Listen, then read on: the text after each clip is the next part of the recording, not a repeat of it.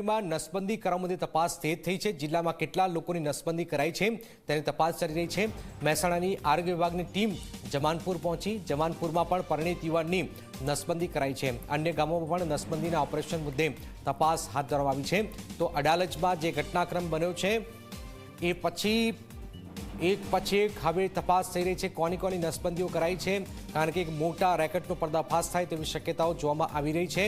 કારણ કે સરકારી ચોપડે નોંધવા માટે ગમે તે વ્યક્તિની ગરીબીનો લાભ અહીંયા લેવામાં આવતો હોય છે અને વધુ એકવાર નવી શેડાવીમાં નસબંધી કરવા મુદ્દે તપાસ તેજ થઈ છે। તેજસ અમારી સાથે જોડે। તેજસ, આ નસબંધી મામલે શું તપાસ થઈ રહી છે, શું વિગતો? બિલકુલ ઝલક નવી શેડાવીના નસબંધી ઓપરેશન વિવાદ બાદ કહી શકાય કે હાલમાં તો આરોગ્ય વિભાગ દ્વારા જે છે તે તપાસ હાથ ધરવામાં આવી છે, જેમાં આરોગ્યની ટીમ જે છે તે જમનાપુર પણ પહોંચી હતી। જમનાપુરમાં પણ આ પ્રકારનું ઓપરેશન થયું અને હાલમાં તો માહિતી સામે આવી રહી છે।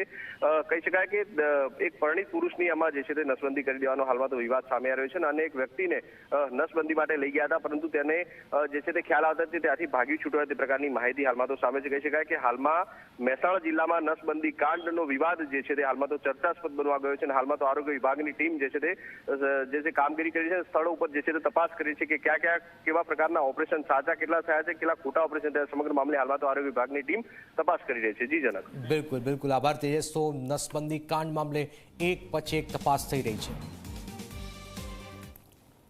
નર્મદામાં ખાટા